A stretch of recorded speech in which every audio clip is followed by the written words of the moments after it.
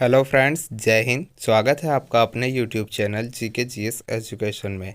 साथियों, हम इस वीडियो में यूपी पुलिस से रिलेटेड 15 महत्वपूर्ण प्रश्न लेके आए हैं, जो कि बहुत ही महत्वपूर्ण प्रश्न हैं और यह प्रश्न बार बार एग्ज़ाम में पूछे जाते हैं और आने वाले एग्ज़ाम में भी पूछे जाएंगे अगर यह सारा प्रश्न आप पढ़ के जाते हैं तो।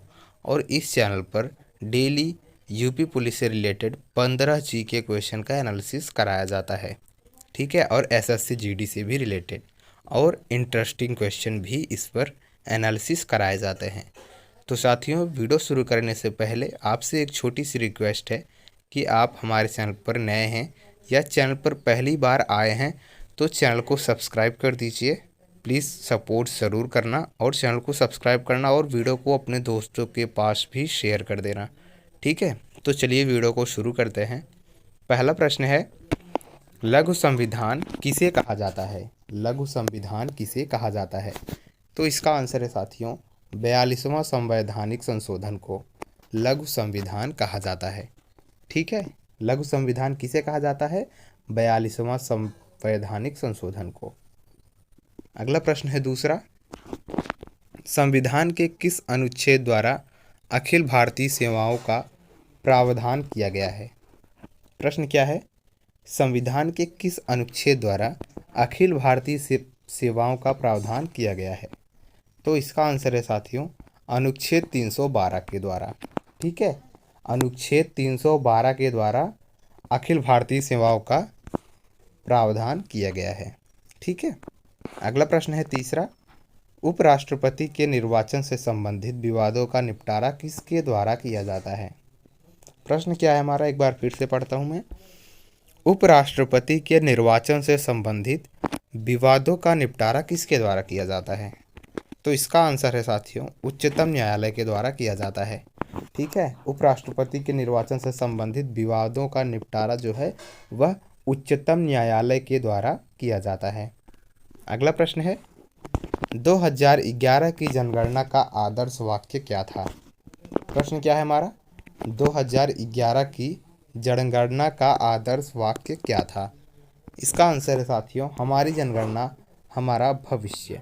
यही एक आदर्श वाक्य था। 2011 के जनगणना के अनुसार आदर्श वाक्य क्या था? हमारी जनगणना हमारा भविष्य।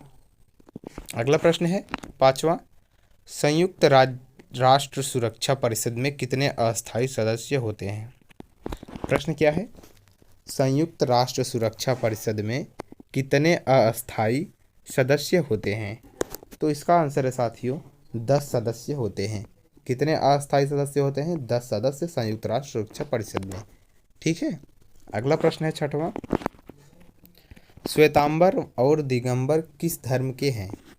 श्वेतांबर और दिगंबर किस धर्म के हैं? तो इसका आंसर है जैन धर्म के हैं, ठीक है। जैन धर्म के लोग श्वेतांबर और दिगंबर हैं, ठीक है।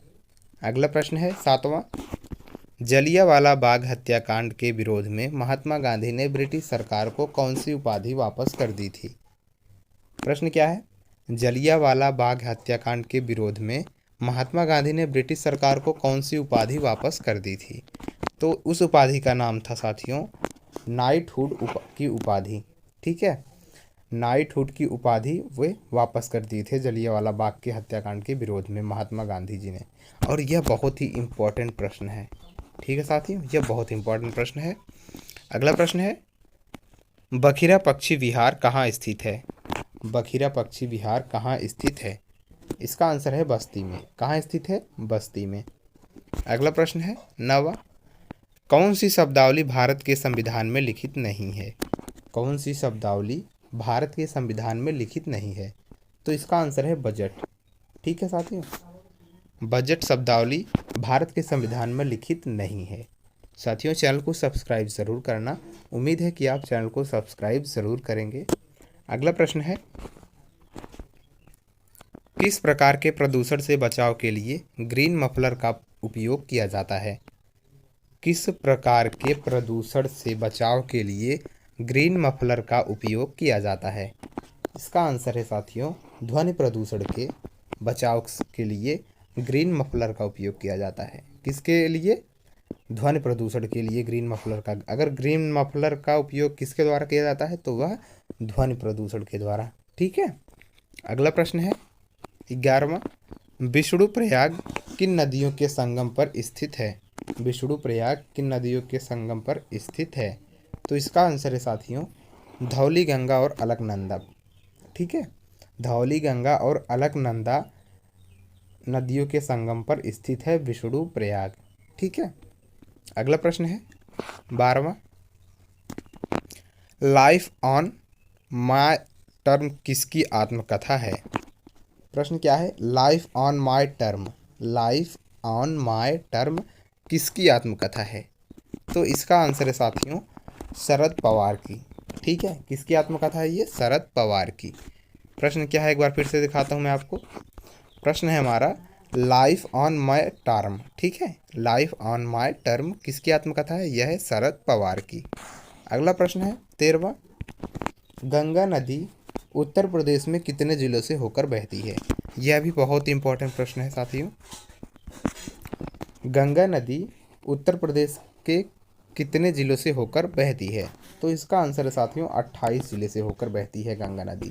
ठीक है, यह बहुत इंपॉर्टेंट प्रश्न है। अगला प्रश्न है झारखंड राज्य का गठन कब हुआ था?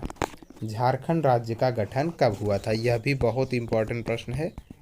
ठीक है, झारखंड राज्य का गठन कब हुआ था? तो इसका आंसर है 15 नवंबर सन 2000 में। ठीक है, 15 नवंबर सन 2000 में झारखंड राज्य का गठन हुआ था। अगला प्रश्न है 15वां, धान कटोरा किसे कहा जाता है? धान का कटोरा किसे कहा जाता है? तो इसका आंसर है साथियों चंदौली। ठीक है, धान का कटोरा किसे कहा जाता है? चंदौली को। ठीक है साथियों, चैनल को सब्सक्राइब ज़रूर करना। मिलते हैं नेक्स्ट वीडियो में, तब तक के लिए जय हिंद जय भारत।